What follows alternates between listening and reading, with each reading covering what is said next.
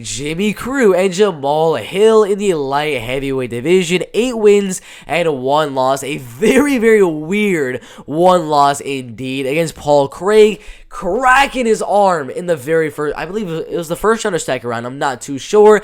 Then he literally pulls his arm as is broken down right here, and with the other hand that is not broken, continues to ground and pound. I have no idea how in the world Jamahal Hill just continued to ground and pound even after his arm just got dislocated or just got broken or anything like that. It was absolutely insane. He literally just kept on landing strikes, and Paul Craig landing strikes at the bottom, getting, I believe, a TKO somehow. I really feel bad for the bettors that had Paul Craig by a submission, because technically it was a TKO, but it was a weird one right there. Before that, he did get a knockout on Ovi St. Preux, and then a decision on Darko Stosic, and a lot of other knockout wins as well. But Jamahal Hill, I've looked at a lot of his fights where he is getting the knockout.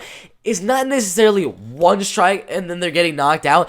It's a combination of multiple different strikes compounding over a couple of minutes, maybe a round or two, then he gets a knockout. That is why I personally would never put like a first round knockout prop on Jamahal Hill, because it takes a while for that volume and those shots to really kick in for him to get the knockout. I believe if Jamahal Hill is going to win the fight, it's going to be by knockout. It's going to be in the second round or the third round, because he's not going to get any knockouts on Jimmy Crute in the very first round, in my opinion. I believe Jimmy Crute, as weird we say, is coming off a first round knockout loss due to leg injury, but overall, I do believe that Jamahal Hill, again, if he's going to win, needs to defend the takedowns, needs to land some shots early on in the first round, keep on throwing, and eventually get the knockout in that second round. That's the only real way. He's a very tall guy, likes to keep his hands up here, get your back to the cage, and just start throwing. Some nice shots to the body, whooping those shots around the guard, just trying to land some shots and get the knockout in the first or second round.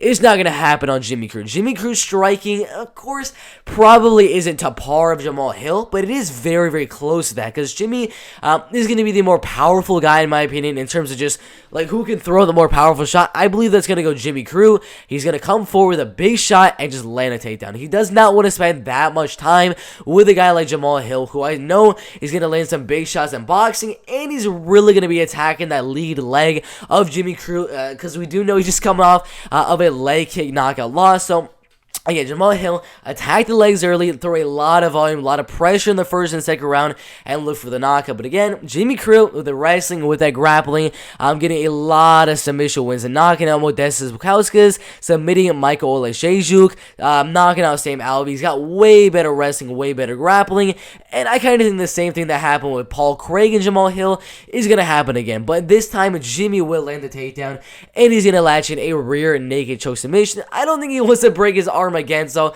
I think it's going to be more of a choke this time around. So Jimmy Crute by rear naked choke submission in the second or third round. A really good fight in the light heavyweight division.